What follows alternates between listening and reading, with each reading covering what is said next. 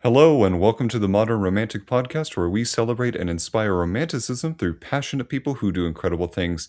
Hi, I might be a fan of Mozart, but my favorite composition is Your Smile. Hi, I'm Trey, and joined by and joined by my fabulous co-host who composes things with Renaissance and with the lens of her camera, Emily. Hi, Emily. Hi. That was yeah, that was pretty good. Thanks. I was I should thinking. Sorry, go go ahead. I'm ahead. sorry. No, go ahead. You were thinking what? Of using that line at a bar the other night. I should do this. I should have oh, I think my camera's it's backward. Oh, I can hold it this way. I should have when you do your intro, I should hold up a rating. like like a Olympic score. Like on a cheese scale of how cheesy is this? 10. The cheese scale. I like that. How very modern romantic of us. Well, Emily, not to detract too much, but I heard that you have some exciting artistic news that you want to share. You didn't share a whole lot with me, but would you like to talk a little bit more? Turns out I do art. What? And yeah, that's what they call it, right? Doing art. Just like when I would do fashion, they would call it doing fashion. Mm-hmm. Yeah. Absolutely. You're, so I have some new photography that I released as Prince, and not like Prince the artist, but the musician, but Prince, Prints. And I'm going to have them in the 510 Art Lab Gallery in Sauk Center, Minnesota, and also at the Festival of the Arts next weekend. And I'm hoping I'll just sell out so I won't have to talk about this again. Yay! So Yeah. everybody go buy all of Emily's pieces. I actually own All the one. pieces. Oh, go ahead. I actually own one, and it's really Yes. nice.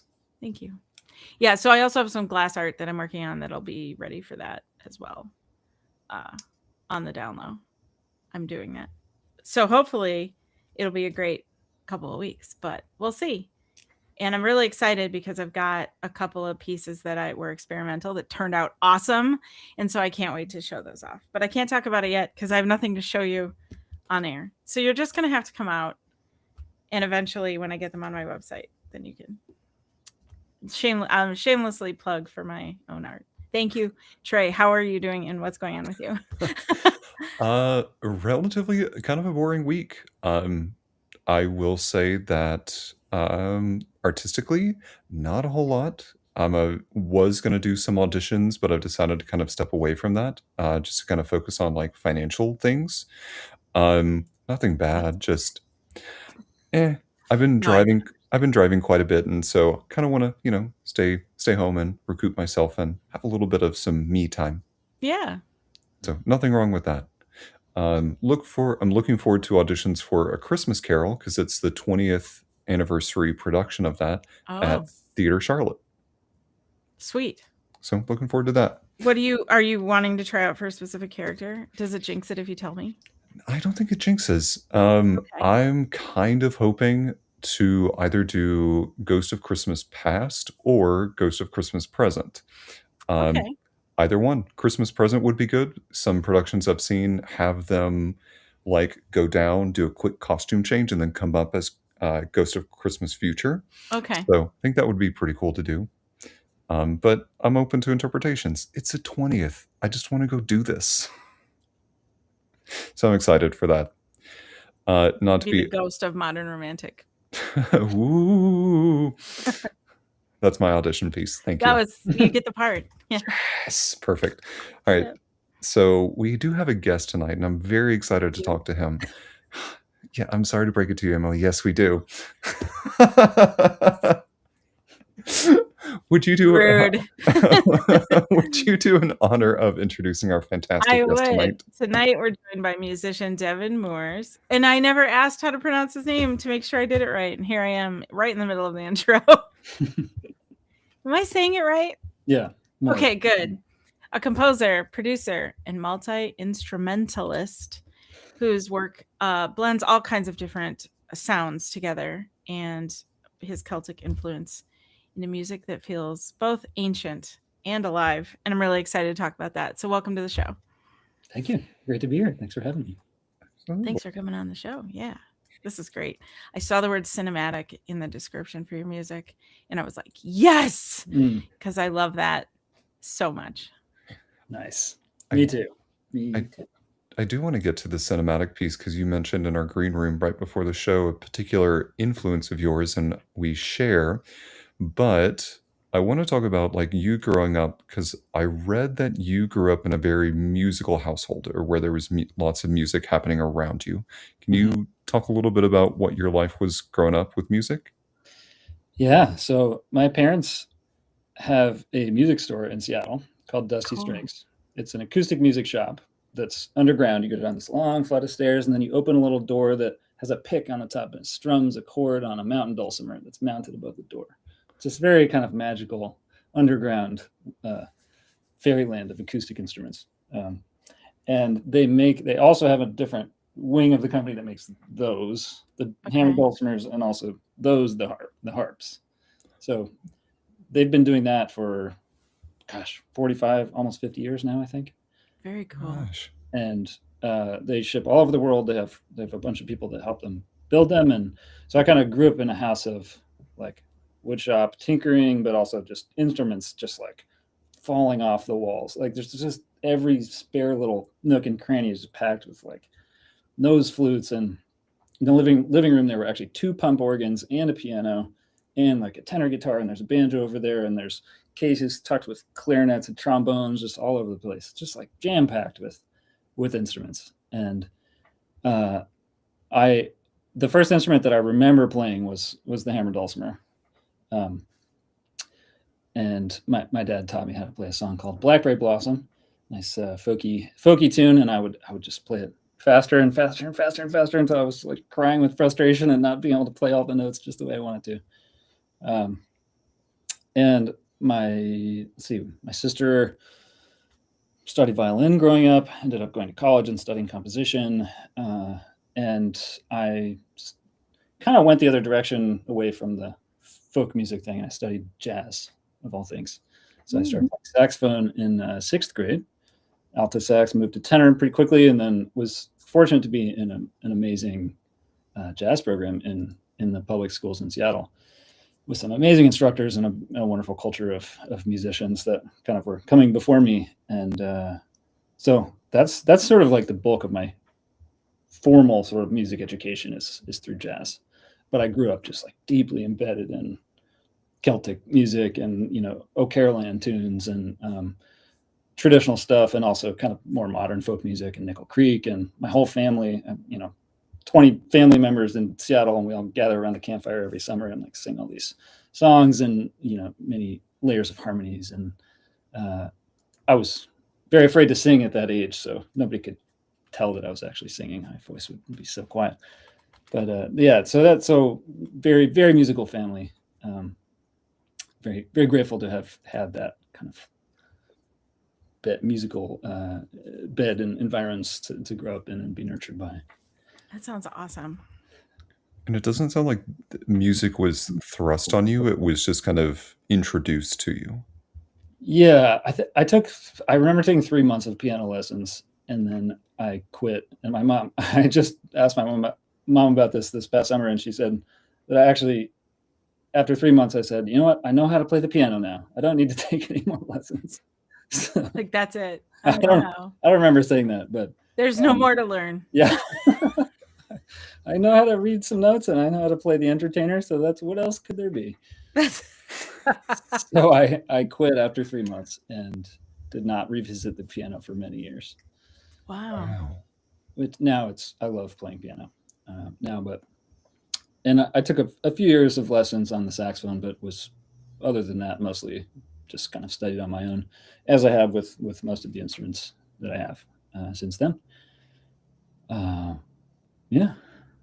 You said something at the beginning about how you played as fast as you could. You'd play faster and faster and faster, and then you'd get frustrated with yourself for not being able to hit the notes like you wanted to. Mm-hmm. And that actually made me remember doing that as a kid with the piano. With my sister, we would play some of the songs we both had the same piano teacher and we both learned the same songs all at the same time, Mhm. which probably drove my parents even more nuts because we were both practicing the same songs and there's no deviation. Uh-huh. And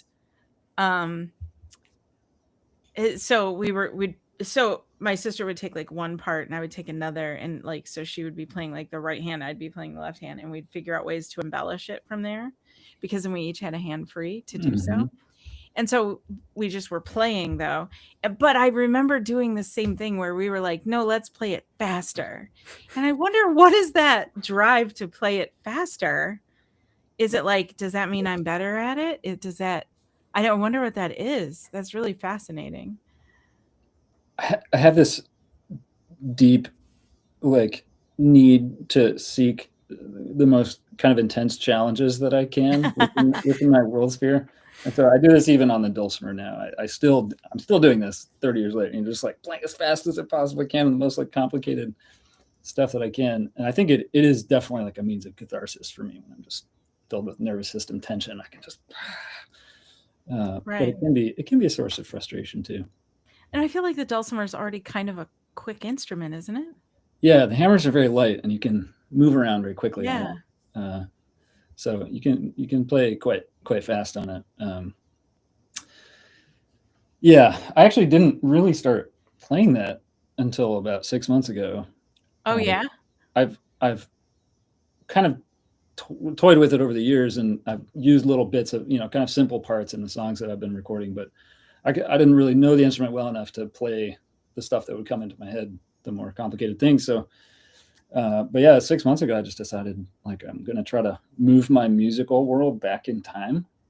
And so that kind of like cut out piano, it cut out the drum kit. There's a disassembled drum kit in the back there, and cut out even like steel string guitar and mandolin I have hanging on the wall here.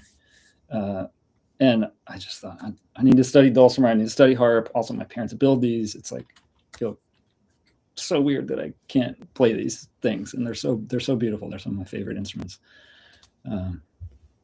Anyway, I'm getting tangential, but So does that include then a different drum?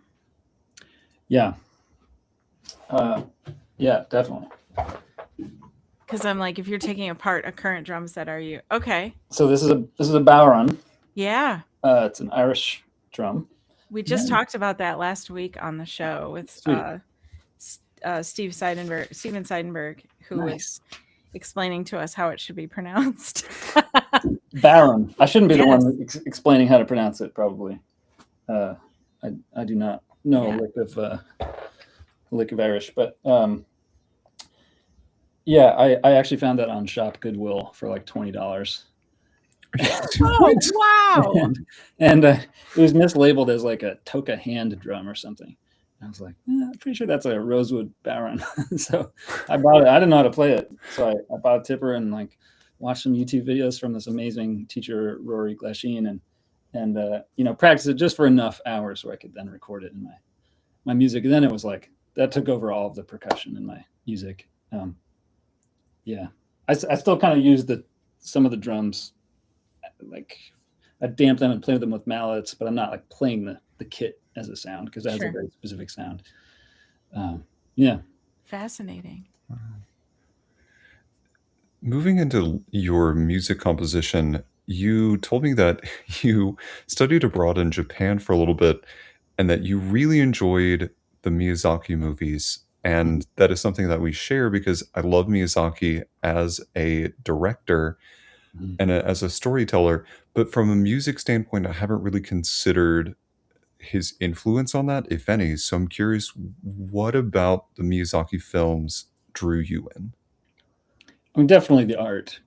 I love the hand painted plates in the background scenery. They're so beautiful, and the stories are amazing.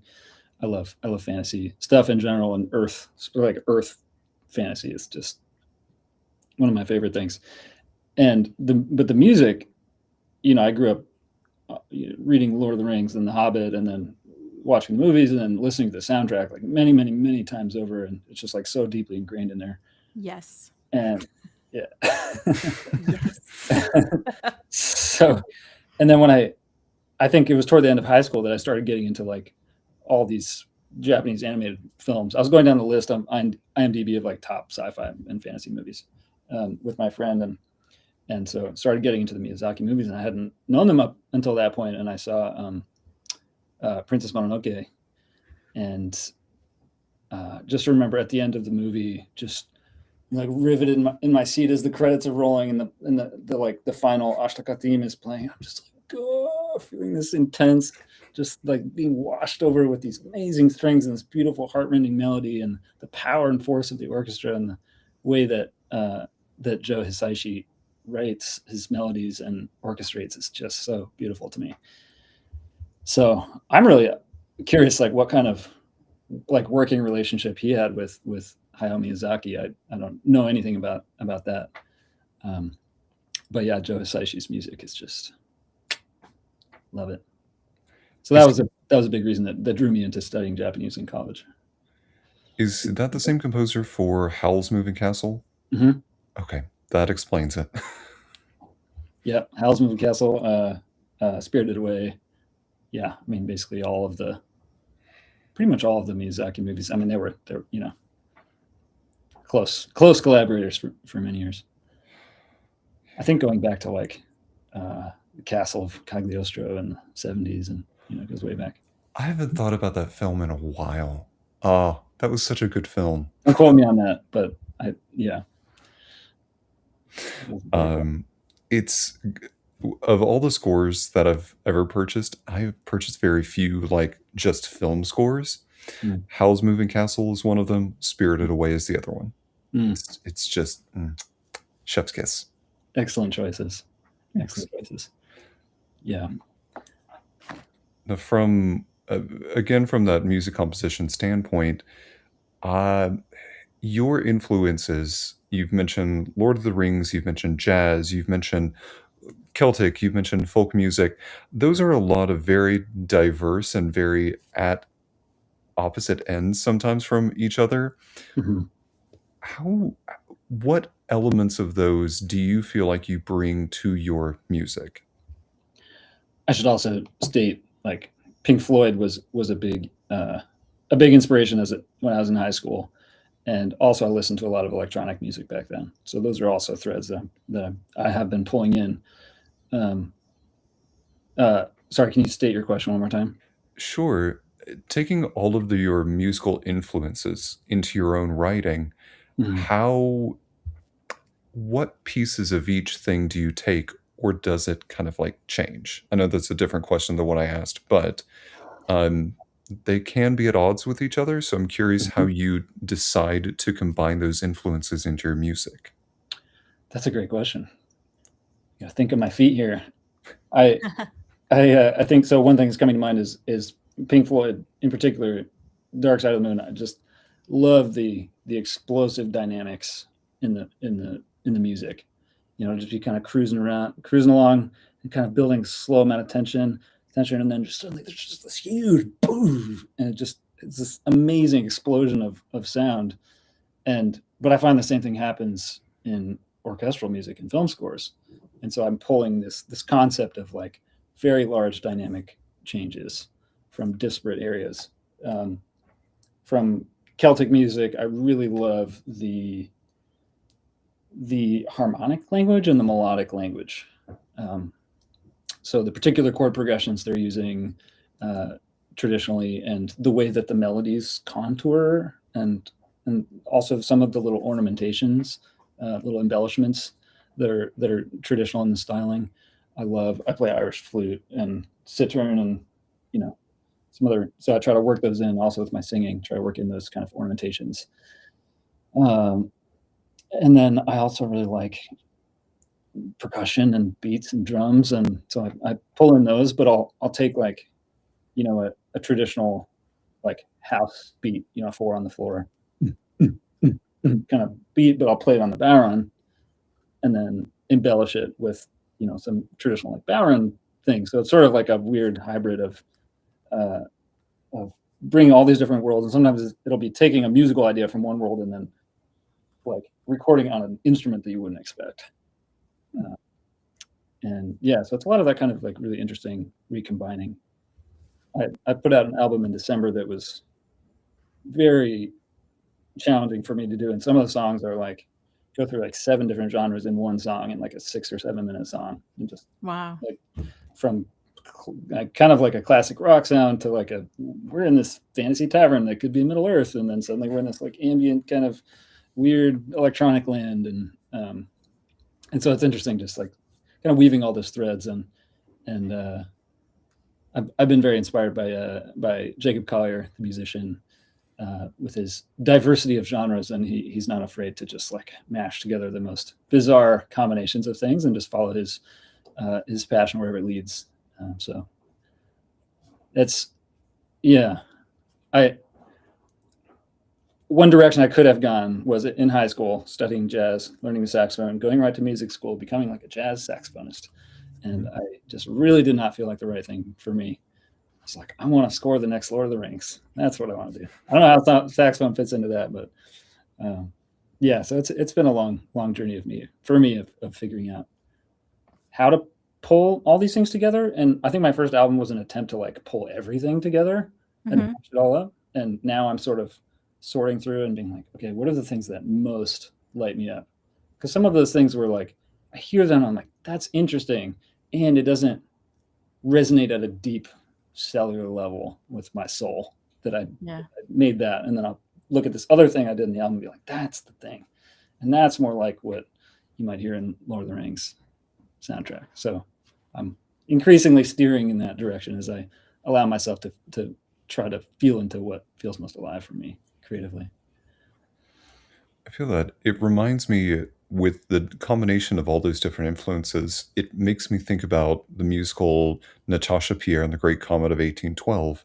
If you've never heard it, or if our audience has never heard of it, single composer takes many different musical stylings popular in Russia, all the way from like late 18th century classical music all the way up to dance pop electronica, and finds a way to weave everything in between into this musical with different purposes and with different things. So you can go from one song being very folksy, very traditional Russian, to you're suddenly in a dance club, and the characters are all dancing around like they would in 18th century Russia, but this is just the thing that's being put there for a specific purpose. But somehow there's this through line that connects it, with that underscoring of everything. So you saying it goes through 7 different genres in one song, I can see that, and I've heard it, and it works really, really well, and I like it.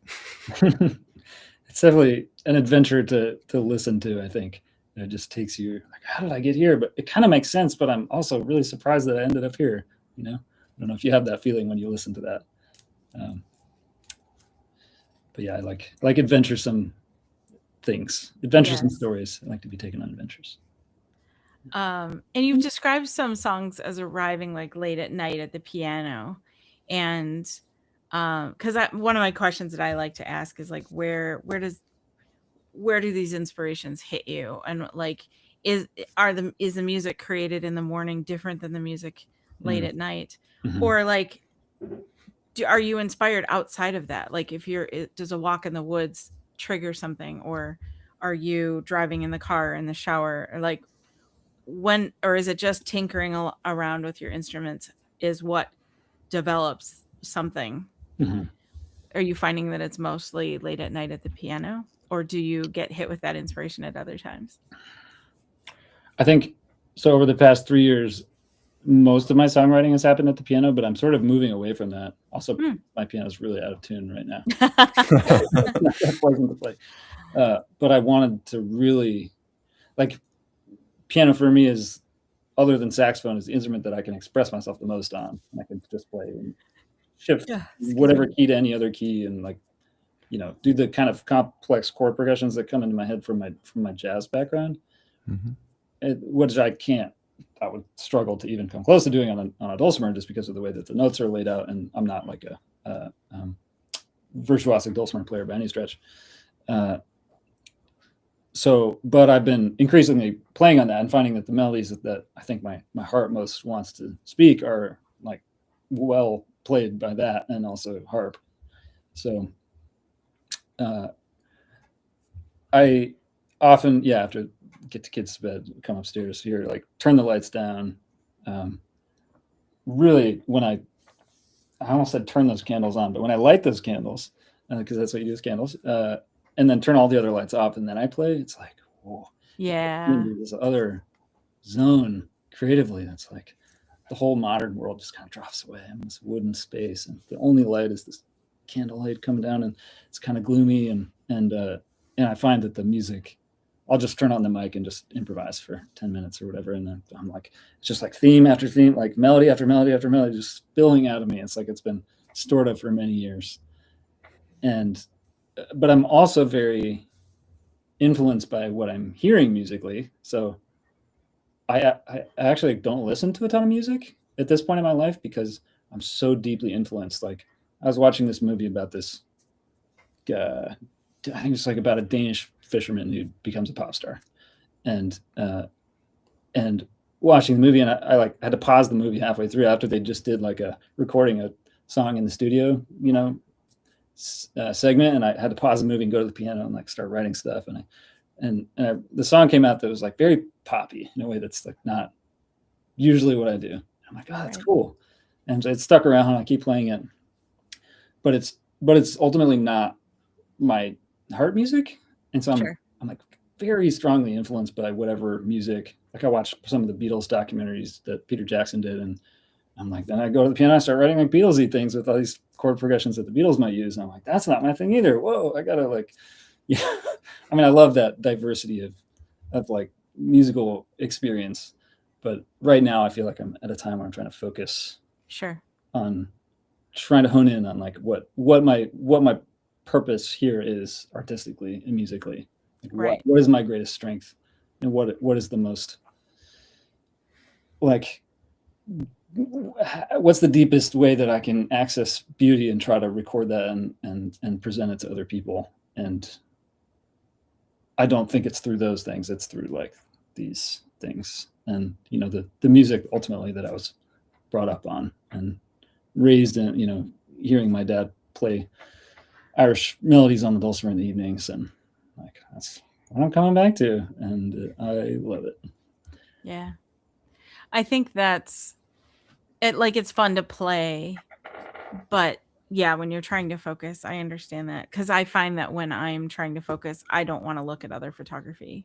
I'm not looking at other people's glasswork, and sometimes not because it influences me to be more like it, but sometimes it's also that like I don't want that to make me feel like I can't do what I'm doing either.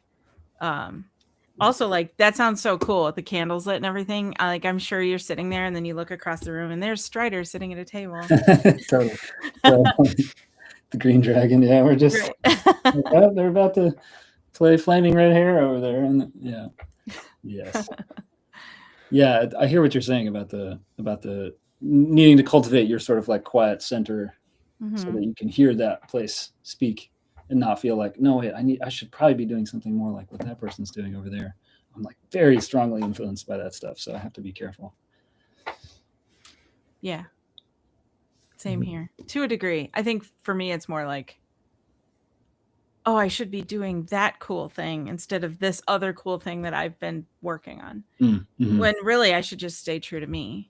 Right.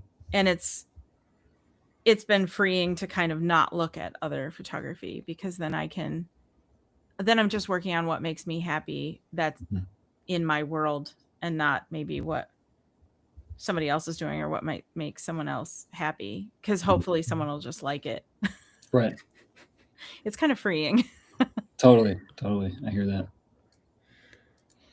Devin, when it comes to your music, you talk a lot about layering the different tracks. And so you might have a couple tracks of harp, a couple tracks of dulcimers, so on and so forth, and they can reach sometimes hundreds of tracks. How do you, in thinking about your music still feeling organic, but you still have all these technical layers, how do you find the balance between the technical side of the production with the organicness of the music? Well, I really struggled with that. When I'm in creative flow and and I'm in a big chunk of recording time, and I'm working on a song idea, and then there could be 40 layers already going in this one moment of this song. I'm like, you know what? I have this other idea that's coming into my head, and then I have to go put that in. Like, oh, that strikes another idea. It's just kind of like endless combinatorial explosion of ideas, and the result can sometimes be extremely chaotic or overwhelming to listen to. I think it doesn't feel so to me in the moment because I built it up layer by layer, and so every part is known to me. So by the time that I'm adding the 50-second part, it's like this all makes sense. But to someone who's hearing it for the first time, my cousin described it as one of the songs is he felt like he was standing under a waterfall. It's like, that's a very intense experience that I don't know if I always want my music to be conveying. So I really have tried to dial it back, actually. There's something about an orchestra where there's like 70 musicians playing. Like it's a lot of parts, and it can be extremely cohesive and very beautiful. But that's very hard to execute, especially when you're playing each thing separately and you're not playing together, and you can't like cohesively interact and breathe the same air and at the same time with the other musicians. You can't feel the resonance in the room at that time.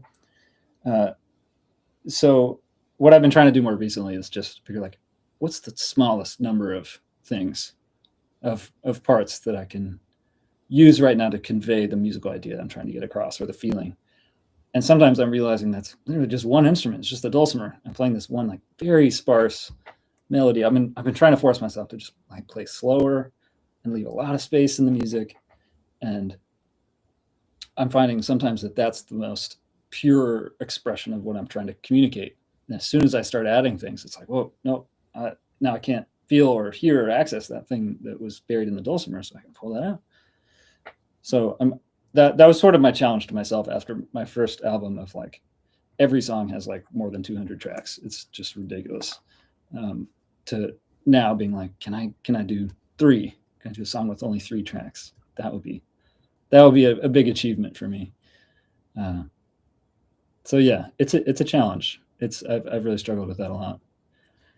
With so many layers, you must have a lot of, at least when you do music like that, you must have a lot of space then for like Easter eggs, or like you could hide little sounds in there that maybe people don't pick up on. Do you ever intentionally hide a sound, or like put a sound in that, let's see if anyone notices that this is actually a something? I don't know. There's some things they're pretty low buried in there. I'm like, I don't know if people are going to hear this little kind of counter melody line. This is not a musical thing, but in one of my music videos, I've done a couple of these where I have there's 10 of me on screen at once playing different instruments, and sometimes I'll go out in the woods and bring instruments out there, and there's one there where I put a few Easter eggs in the video, and people caught a couple of them, and I think a couple are yet to be found. But that's always a fun experience to do. Yeah, just a little bit. That sounds fun. I love Easter eggs. I think Trey, we should start doing Easter eggs. Yes. Like you should switch up the shelf just a little once in a while or something. Yeah. Oh no. Change the order of a couple. Yeah. Or like put in there like a Mr. Bubble instead of like a Pokemon or something. I had like this. Oh, sorry, go ahead. You go. Switch it up, put a Digimon in place of one of the Pokemon, be like, no. I know, I saw that. You're like, excuse me, I think that's a Barbie Ferrari, is it? Come on, Barbie, let's go party. What is that? I think, in one of my videos I put, I'm going to give it away if I say this. It's okay. Can you give away one that you've done that people have found already that's pretty obvious? Yeah. It's, maybe that. There was one video of me, so I'm like conducting, holding chopsticks, and like conducting myself, doing the rest of the instruments on the screen. And there's it's cut off kind of at my torso. And then there's another video of me right below it where I did this big jump thing where it looks like I'm in this lotus jump floating above, and I slowed it down 64 times or something, insanely slow. So I jump up super high, and then I'm in a lotus position. It looks like I'm just floating there for 10 seconds or 15 seconds.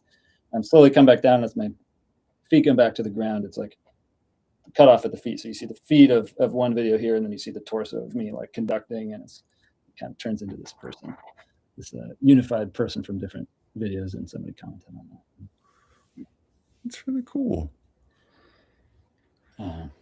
Yeah. Do you feel like sometimes you're composing for some film that's like in your head? Like maybe it's Lord of the Rings adjacent, or do you imagine this scenery or these places or these characters? Yeah, sometimes more than others. I think there's one song in particular off my first album that really felt like that. It was the most sort of Lord of the Ringsy sort of thing that I could make with the instruments I have available. I don't have a whole orchestra, so I did kind of try to make one. Just short of that. Yeah. I layered like, 8 violins of me and like a bunch of cellos and like 12 voices, and tried to create a big sort of orchestral sound. But yeah, I did imagine myself in this group of people, and we're like on the edge of a riverbank, and it's all misty and foggy, and there's just like this, it's this whole scene, and there's a lot of play or like exploration of like the ancestry and earth connection and stuff that I try to get at with my music, and so I'm often thinking about those kinds of visual things. That said, as I'm moving more towards the Lord of the Rings, the fantasy, kind of like the Miyazaki influences, I'm finding that it's definitely like evoking more of that. It's feeling more visual and more, more magical. I'm here for that. Mm-hmm. You said you're a Lord of the Rings score fan. Yes. Yeah, for sure. That's my favorite score ever. Yes. It's also my favorite movie ever, like the trilogy. Mm-hmm. For sure. Yeah. I could listen to it probably nonstop and not really get bored of it. I haven't done that, so I probably shouldn't make such claims. But I feel like I have done exactly that. Yeah. Right. Yeah, it's tempting not to put like if I put a video on social media, or if I put like a reel or do something like in my stories, and it'll be like, oh, do you want to add a song? And I'm like, yes, of course, it's going to be concerning hobbits every time. Yeah. Like every time, like, or the one where Gandalf falls and there's the vocal, and I feel like that's a real yes. Oh yeah, that's a real strong one for me too. I used to listen to that right like on mornings when I was riding a bus to school and I was about to take an AP test. That was the music I was like, I need to calm myself. I'm so stressed out right now. Yes. I'd skip it right on my little MP3 player. I skipped a couple minutes to 2 minutes 43 or whatever it was, where that right when Gandalf fall, like after they go. Yeah, when he's like, get them up, and it's like, anyway, yeah, I that was Cap, our one of our moderators from when we first started. That was his favorite part in the movie. And he would every now and then he'd call me because he was playing that part of the movie again, and he'd be crying on the phone with me. And he'd be like, I'm playing it again. And I'm like, why do you do this to yourself? And I'm like, but I can't blame you. Yeah. So go ahead. You go. Every time I think of that part and hear that music, I think of him, which is kind of cool. Love that. Yeah. Trey, I'm sorry, you were about to. Nope, go for it. I can hold on to my question. I want to know what do you like with the score for Lord of the Rings? We're just going to turn this into a Lord of the Rings episode. Could every episode be a Lord of the Rings episode? I'm sure we'd have some guests that are like, Emily, calm down. Actually, can you repeat your question? Is there a part of the soundtrack you like? And why is it concerning hobbits? I'm just kidding. It's actually not. It's not something that's scored. It was scored later, and he's taking the hobbits to Isengard. Oh yeah. I feel like that's not fair, but I'll give it to you. It's not. Truthfully, because I've only seen the movies one time all the way through, I don't have some of those moments ingrained in my brain. I do like the movies, but I don't have them quite as forefront as you or some other of our enthusiasts of Lord of the Rings might enjoy. I'll give you that. That's a brave admission to make. So your next month is going to be filled with every clip I send you. No, I will admit, in the moment when I'm watching it, I wasn't thinking so much about the music, but it did definitely enhance what was happening on screen. And what I think is a quality score, soapbox. Yeah. Listeners who cannot see the audio right now or can't see the visuals right now, I'm putting it on soapbox, standing on it. Can't see audio. Can't see audio. Who can see audio? This only the true believers can. True So, believers. my soapbox moment. I do not think that an orchestral score should tell the audience how to feel, but it should underscore what is happening in the scene itself. I feel too often that there are composers who want to tell the audience how to feel instead of presenting the scene as it is and letting the audience decide how they want to feel by what's happening on stage or happening on screen. And it should be the mirroring or the juxtaposition of the action with the music that divulges a multitude of feelings to the audience. It's a very bold claim to take, but that's my soapbox. What did you say, Devin? I didn't hear. I said hot take. So. Yeah, I guess I just coming from me who just takes, I just take in movies and enjoy them. Mm. I just assumed that was the composer's job to kind of, like, if it's a sad moment, when Gandalf falls, we're getting sad music. It's also kind of haunting and beautiful, but like, so was Gandalf's fall. Mm-hmm. So maybe it does do what you're saying, but the music does make you feel. So how isn't it by nature also telling us how? Is it telling or is it allowing? Well, now we've gotten into it. The philosophical. Where's Steven Seidenberg? So I think that's more just a question that's taken case by case. I think in the case of Lord of the Rings, the trilogy specifically, that is probably a great example of like a quality score where it allows you to intake the action and the music at the same time and go, ooh, this is complex and this is making me feel many different things at one time. How do I feel?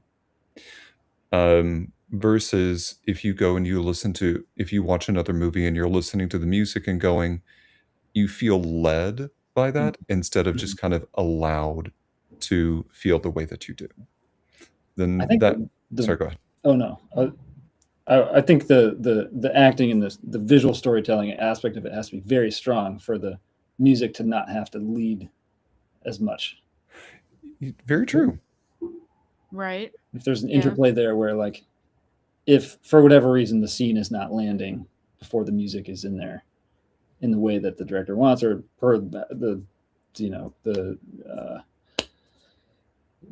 direction of the story, then it's like, okay, well, we have to like nudge this in the right direction with the music. But I kind of hear what you're saying about when there's like a beautiful synergy, when they're both like connecting on this level where it feels like it's allowing you to experience the full impact of both of them together. Yeah, that's interesting. Josh in the chat said, I feel it should enhance the viewing and the emotional experience. Mm-hmm. Agreed. Very much agreed. Yeah. So, enhance is probably the right word. I have to figure this out because I might be doing a short film score here. Oh. For a film set in 1600s England. Cool. It's actually someone who reached out to me after I posted a dulcimer video with candles in it. That's dope. Perfect. That's so awesome. Congratulations. Thank you.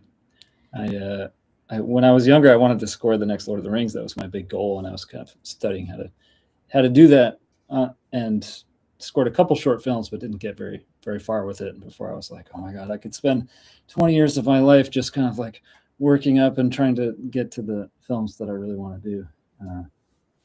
And it could be an enjoyable process, or it could be an extremely frustrating process, and I've never seen the light of day. Having not been in it, I was like, whoa, okay, this is intense. I gotta focus on kids, but it's fun to be coming back around to it now. Okay. Oh, I feel like there's an introduction I need to make, and I can't talk about it on air, so we'll talk about it after. Okay. But I've been thinking about this ever since the beginning of our episode. Like, also, side note, we have our castle thing that we want to do, and you are invited. Castle thing? Yeah, we haven't named it, have we? No, we haven't. Are you doing a castle retreat? Okay, I'll let you. It was kind of like that. Yeah, that was the idea. We talked about it being like a massive photo shoot, but then we like invited so many people to do all these different things. So now it's kind of like this just convergence on a castle where we're taking like a weekend, and we need to find the castle still. And we would obviously rent it out in whatever fashion, unless someone is glorious enough to give it to us for the use for free. But the idea is we'd take all of our guests, and they would show up with their various gifts, and we would make a thing of it, whatever that was. Is someone cooking? Yes. Is someone playing a hammer dulcimer? Yes. Is someone playing playing a lute? Also yes. Are we sword fighting? Yes. Are we taking photos of the whole thing? Yes. Or are we just hanging out in cool costumes? Also yes. Like all the things was also yes. And so you are invited, because what a great way to round this whole castle experience out. Oh my gosh, that sounds so fun. I have to say that my sister went to a LARP in a castle, a live action role play, and she met her future husband there. Oh wow. And yeah, that sounded like that was a pretty magical experience. I've not done it myself, but I haven't either. I feel like meeting at a castle is super romantic, and I'm here for it. Yeah. Putting on my notes. Find future partner at LARP event. Meet at castle. Yeah, can you plan for that? It seems unlikely, but you never know, Trey. Show up in the right place at the right time. You never know who's really going to narrows be. it down, you know. Right, you never know who's going to be at CastleCon. From still in the realm of like composition, I'm curious, because you've done such a fantastic job of creating this musical, just going to call it a musical universe, kind of by yourself. What is one thing that you are proud of that has come from creating this universe by yourself?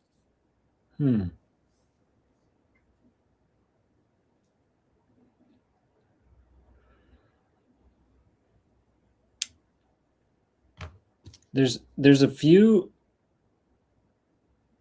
This is going to get really specific, but there's a few moments in a couple of the songs that just have these little melodic fragments. They're just like these little counter melodies that come in an empty space in the song. And I just love something about the way that they come in, and the particular instruments that I use just like really hits me each time. There's one of them, I think it's Irish flute and like harp and maybe dulcimer too. And I just love the way that it feels. And I think one of the other things that I really enjoyed was all the vocal work that I did on my first album, because I'm not historically a singer. I only started singing and actually trying to learn how to sing like 3 or 4 years ago. As I've gone through many other kind of work things in my life, and finally coming around to a place where I'm like, I want to try to make a music career. And then the place I landed was like, my voice can sort of be the thing that unifies the music together. My voice will be on everything, and I can, make songs and write English lyrics and tell stories with my songs. And so I sort of like that is not like a natural musical skill for me. So I really had to study hard on doing that, and also just like the technique of singing. But I like singing in made up languages or invented languages. Usually when I sing, I'm singing in a language that doesn't exist. And there's something I love about the deeply old feeling of that. And I wrote some chants in these invented languages in a couple of my songs on my first album and sang them in like these many layered harmonies, and I really just loved doing that. That felt like, well, it's pushing me way out of my comfort zone into something that's like That's cool. kind of cool. When I hear it back, I'm like, wow, this feels old. That's sort of when I feel like I'm succeeding the most. It's when I get this feeling like this feels old, very old, very, very old. I was going to ask if it was a language you made up then, or another made up language, like how Elvish is made up. Right. I've done various. It's not Elvish. I considered doing that, and it was just like it's going to take me too long to get good enough to be able to sing. It's already been 3 years. I need to finish this album. Right. So and it was also too much to try to like construct a whole language with a vocabulary and a grammar and everything. So it's sort of like an improvised, kind of as I might get up on stage and improvise a jazz solo. It's sort of like an improvised language. Like I'm like chewing over the phonemes. I'm like, what kind of pattern of sounds evokes what the place and the time that I'm trying to get across, and then I kind of like we'll come up with a translation for it. And it's not like a direct syntactical, like I don't have all the rules in place and all that kind of thing. It's more amorphous than that. But it is a dream of mine to write a more fully realized language, as Tolkien did with a number of languages, and then sing in those. That's kind of cool to base it on how it sounds in the song, like, and that we'll create the translation later, like, because that's really kind of the ultimate song then, isn't it? Because it sounds the way it should, not because the language was what it was. I don't know if that makes sense. Like, I've always wondered how when you listen to another language in their song, they don't seem, at least to my ears, don't always seem to rhyme like we do. And I've always wondered, especially when you take like an English song and then you translate it to another language, and then it doesn't rhyme now because we had to translate it to mean what it means, because that mattered more than rhyming. And I always thought about how disappointing that kind of was. Totally. I think of like John Cicada, who sang is it Angel, and he sings it both ways, and I'm hearing it going like he does a great job, but like I kind of want it to rhyme. And I don't know if I should be that picky, but how cool to make up a language where the bass is how it sounded in this song. I think that's kind of cool. Thanks. I love the sound of other languages, and I love studying Japanese, and I kind of have a similar experience when I watch Japanese movies that are dubbed in English. It feels like so much of the film is lost of the expression of that language. But yeah, it's fun to if I'm playing any instrument, I can kind of work with the sounds that are there, but with the human voice, it's like there's so many different sounds that you can shape, the phonemes and the formants and the consonants and the vowel. Like it's just this amazingly expressive language, and then you attach meaning to that, and like, whoa, that's an exciting thing. But writing even a small language is a gigantic project. So. Yeah. Oh yeah. That is massive. I mean, because you think of languages are so old already, and you're trying to create it from scratch just sounds like impossible. Yeah. At least to me. One thing we do here at the Modern Romantic is we ask a question from our previous guest. We say, hey, next week we're going to have so-and-so on. Will you come up with a question for them? And so last week we had Steven Seidenberg, who I've brought up now several times during this show, just because there were a few things he said that tied into this one so well. And we told him who you were, and he came up with a question for you, and that is, have you continued to play the work regardless of contention or discourse? Do you remember that, Trey? I do. Have I continued to play the work? Yeah, I think he meant like the song. Unless you understood it differently, Trey. Do you continue to make music, to play the song, to make music, in spite of any, in spite of like negative reactions by either yourself or maybe someone outside of you, that Mm-hmm. maybe you got some negative feedback from somebody. Do you continue to play the music your own way in Mm. spite of that? Or does it change how you compose the music? It has definitely changed how I've done it in the past, and I've actually gone on some detours, sometimes through a desire that was explicitly stated by someone else from some aspect of my music to be different, or in one particular case, for an aspect of my singing to be different. And because he had a very strong aesthetic sense, and he just was like, I want your voice to be more of this. And so I sort of like kind of went in that direction for a little while, and then I had to kind of at some point realize like this is actually not where I want to go with my voice. It's not like my authentic expression. And I also have imaginary critics in my head that just like a clipboard and a pencil and like glasses and a certain shirt, and they're sort of like snickering as they're listening to my music, and I have to be careful to be like, no, this is not your thing. It's okay. Like if this is not your thing, but I don't want to let that influence the child in me that's trying to find the authentic expression of the thing that just most lights me on fire and just like makes me filled with glee to be making. That's what I'm constantly trying to find. And I've also been forced.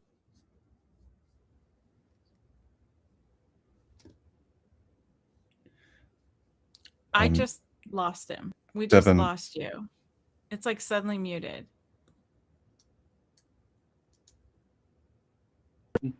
Oh, there we go. Oh, device I don't know what that unexpectedly was. stopped. Okay. Where did you lose me? Gosh, what was I saying? it's like fueling the child within, and you Right. Yeah, did, the thing, yeah, the music that fills me with glee to make. That's what I'm ultimately here for, and what I'm trying to discover how to do, and peel back all the layers of internal dialogue and external dialogue. Oh, I was saying I've been fortunate to have a lot of support from friends and family and just random people on the internet, just being like, "I love this weird stuff that you're doing. Give me more of this." I'm like, okay, I'm getting permission now to do the thing that, like, as soon as I posted a video with the candles, it did like 1,000 times better than anything else I had posted. Putting the candles over the dulcimer and like dressing up in some more costume. This is cool. Yeah, absolutely. So, yeah, I could see why, because that's really cool. that's a good question. Yeah. And then our next, I'm sorry, Trey.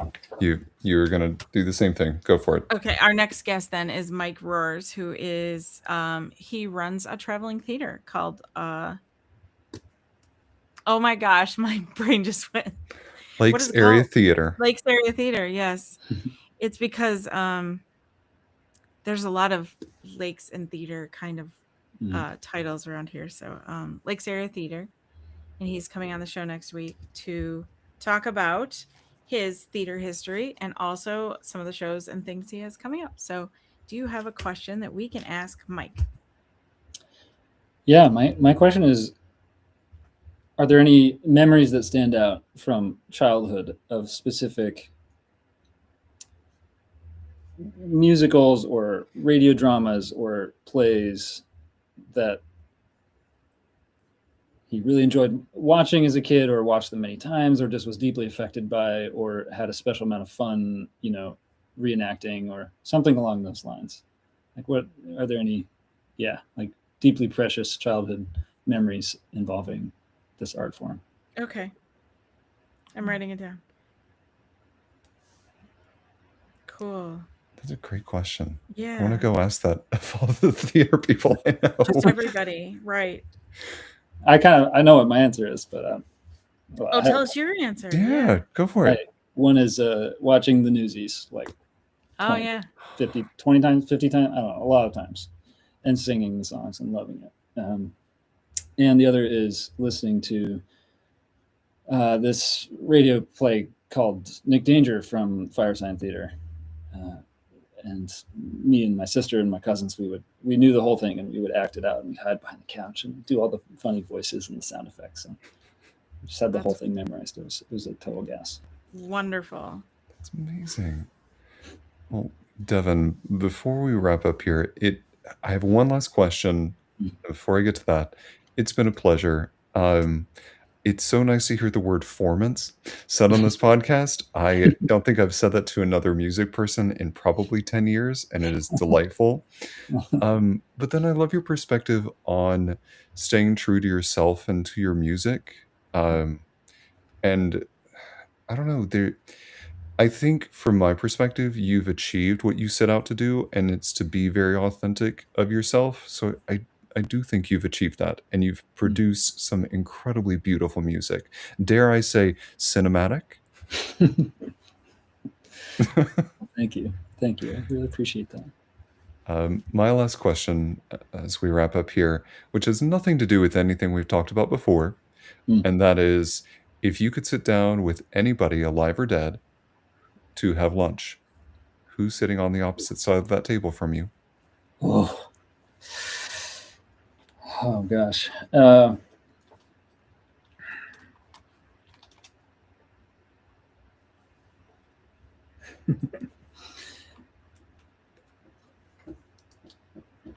It, like a person not from from this realm, not from like a work of fiction, or I'll assume that it's somebody from this realm. I would love to sit down with J.R.R. Tolkien. That's maybe a frequent answer for people who are. I don't know if anyone's answered that before. No. It could be because Tolkien's on the brain. We've been talking a lot about Lord of the Rings. Yeah. But yeah. I had The Hobbit read to me in preschool by my preschool teacher when I was 4. So that was sort of like my first introduction. It was wormed its way very deep in there. So it's definitely permeated my whole existence. Yeah. Yeah. That'd be a good one. Yeah. Well, Devin, I thank you so much for being on the podcast. Are there any places that our listeners can stay in touch with you or follow you as you continue your journey with music composition? Definitely. Instagram is one of the current best places.